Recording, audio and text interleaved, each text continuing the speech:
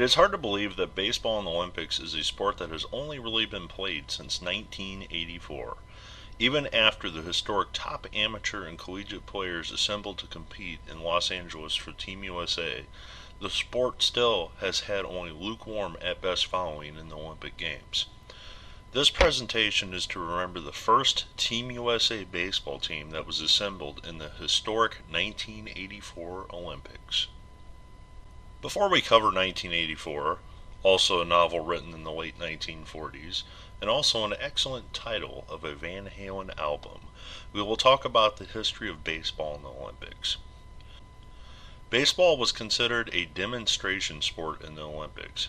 What that simply means is the host country would add the sport that wasn't in the traditional lineup of sports such as swimming, track, and other Olympic traditional sports. The demonstration sport process existed from 1912 until the 1992 Summer Olympic Games for the host countries. Baseball had been played more or less in exhibition games in the Olympics prior to 1984, only consisting of two teams on a makeshift diamond in the middle of the track and field arena. The individuals on the baseball teams were commonly athletes from other sports who were competing in the games elsewhere. It wasn't until 1984 that baseball was included in the Olympics program and the first time the sport was played in the Olympics in the United States outside of a lone exhibition. Prior to 1984, the oldest record of baseball in the Olympics was actually in 1904 in St. Louis, Missouri during a one-game exhibition. The sport returned again in exhibition games in Stockholm in 1912, then once again in the 1936 games in Berlin, followed by Helsinki in 1952, Melbourne in 1956, and also Tokyo in 1964. The game in 1936 in Berlin actually recorded up to 125,000 fans witnessing the event in the historic Olympiastadion in Berlin. In 1978, the Olympics were awarded for the 1984 Games to be held in Los Angeles. Representatives from the Dodgers and private business approached the International Olympic Committee with a proposal, and it was accepted. A corporate sponsor by General Electric helped fund most of the early stages of the process. General Electric would hire Hall of Fame Phillies great pitcher Robin Roberts to be the official spokesperson for the team.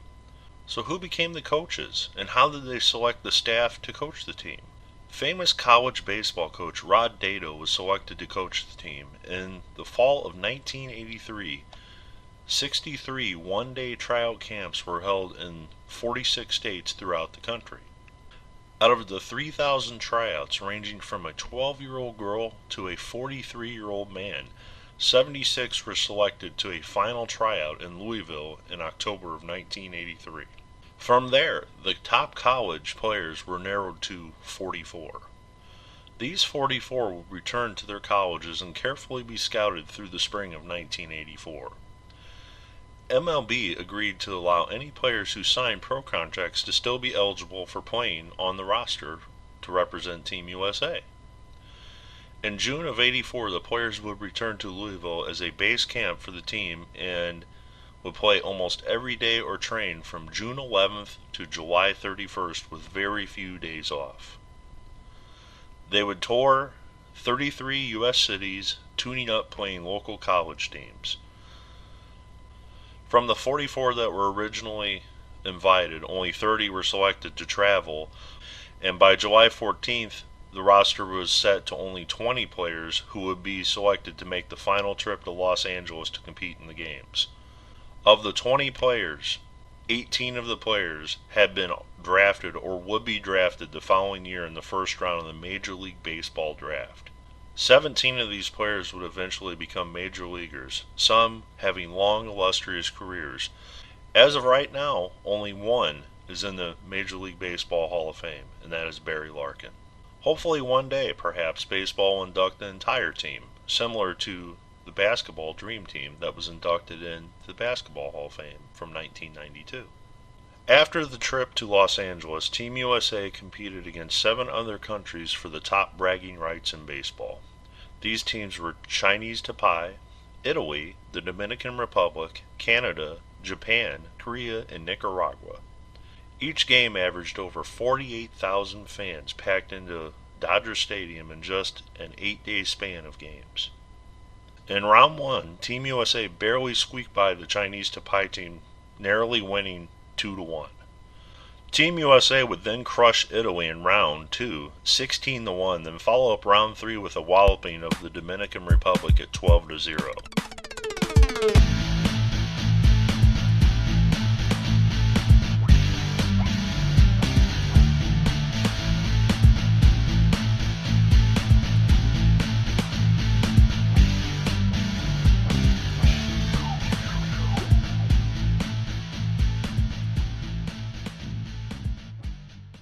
In the semifinals, Team USA would beat Korea to pit them in the finals against Japan, who had already lost one game in a previous round.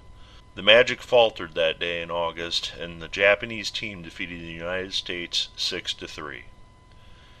Team USA would end up winning the silver medal in Los Angeles. Speculation is always made after a defeat, and after the games concluded, many speculated that the tour wore down the team.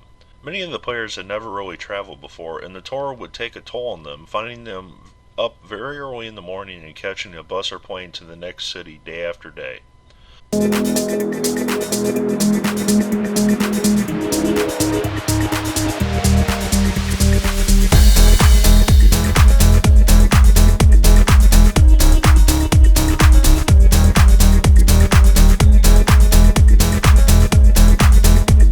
In an interview many years later, Dado himself stated that despite the age challenge, he felt USA baseball was the third best in the world, trailing Japan and Cuba at that time.